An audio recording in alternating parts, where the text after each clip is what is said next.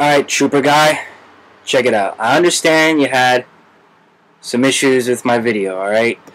Now, first of all, there's a difference between opinions and facts. I threw in some opinions on what I felt and thought about the debate and the candidates.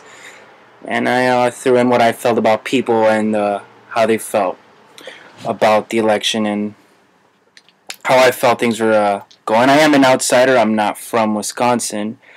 But I'm going to try to break things a little bit down for you, a little more based on a little more objective basis. All right. The first point that I wanted to make was that the basis of that video that because I didn't go in with a plan, so I didn't really draw an outline on what I wanted the video to be about. But the main emphasis for the video was basically that Scott Walker was a stronger candidate than Tom Barrett, right? And that's just my personal opinion. And that people were getting very emotional and they weren't looking at the record. All right, now there has been some job growth in Wisconsin since Scott Walker took office. But you have to realize that in your state of Wisconsin, the economy fell at a rate that was faster than in such a short period of time. It was so fast. It was something that Wisconsin hasn't experienced in a very long time, probably since the Great Depression, I think it was. So something that it's like a disaster, it's like a crisis, like a catastrophe. It doesn't get fixed in a fucking year, man. It takes time. So for people to be sitting in the rotunda of your capital, you know, for 16 days protesting a governor who's barely had a year to reverse what I would consider a crisis, is ridiculous. And it just shows the emotional attachment that these voters are having, and they're not really thinking about exactly what is it going to take to basically turn everything around. I like the idea of suspending of whatchamacallit, damn, I know what it is, I forgot the name of it right now. Collective bargaining. Because you have to make cuts on the employees now, and you're going to probably have to make more cuts in the future. They have to accept the fact that everybody in their state is losing jobs. They have a secure job, so they might as well accept a couple dollars less. Everybody else around them is accepting less money. If the situation in Wisconsin is as dire as you say it is, then why is it bad for federal employees who are getting all these benefits regardless of of the proposed cuts? They're still getting more than a lot of their neighbors.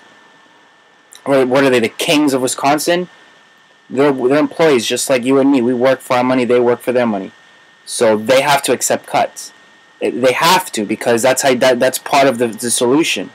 You can't keep spending millions and millions of dollars on things like that. This isn't just happened in Wisconsin. This has happened in other states like New Jersey, where they've experienced huge turnaround in their budgets. All right, Scott Walker isn't doing something that's revolutionary and brand new. He's following similar models that have happened in other states in the past and present, and it has worked for those states. Okay, now that's why I support Scott Walker as a stronger candidate. His record and his ideas are what I feel like in the long run going to be what's best for Wisconsin. It doesn't matter for me what happens in Wisconsin because I'm not from Wisconsin, but what I'm trying to tell you is that I like Scott Walker, but he's only had a year. So how can you say you don't like somebody? He made a promise that's supposed to be like, what was the promise? 250,000 jobs in one term, and he hasn't even been there for a quarter of the term yet, and you guys already want him out of office. I think that's a little bit ridiculous. If the workers were already willing to pay more into their whatever the medical thing to help the budgetary process, then what's the problem with accepting that they're going to need cuts in the future? Secondly, that doesn't mean that these cuts are permanent. All right, you can always get those collective bargaining rights right back. All right, you can always go back. You know, they have a strong ruling power. I mean, they were able to get this whole recall election started, so they have strong power. They can get those back if they're really for balancing the budget and getting the fiscal house in Wisconsin back in order.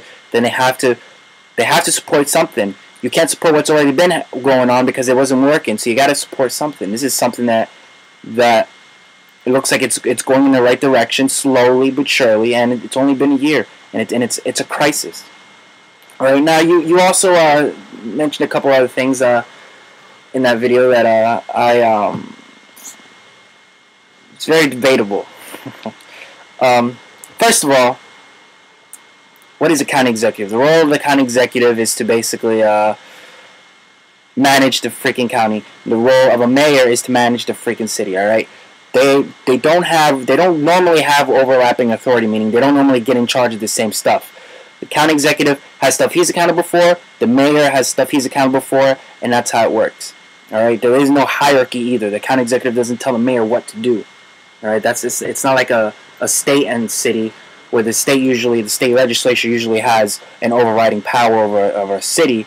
Usually, county executives and mayors either work side by side, but if they work against each other, it's net negative for both of them. Now, if you have a Republican county executive and a Democratic mayor of Milwaukee, you're going to have a lot of bumping heads on what they want to do in that respective area. So it's not going to be very easy to get things done. All right.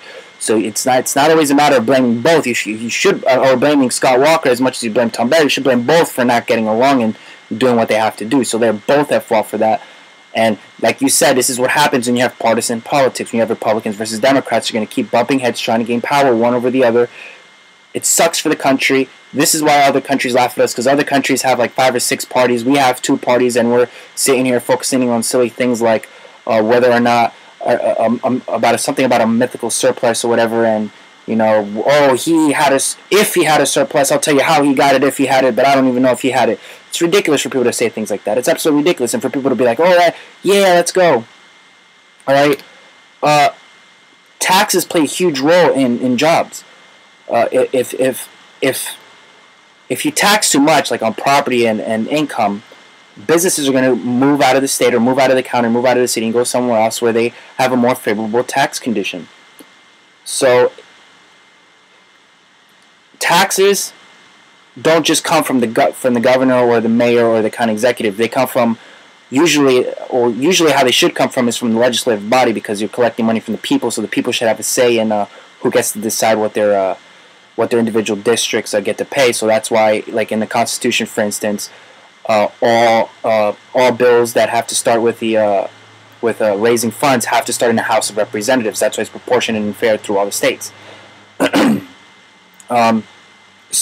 But taxes is a huge issue. So there's nothing that Scott Walker can do to wave a magic wand and say, this is what I have to do, this is what I got to do, and this is what's going to happen. He has to work with a lot of people, and a lot of people sometimes don't want to work with other people who believe differently. So it's going to make things tough. All right.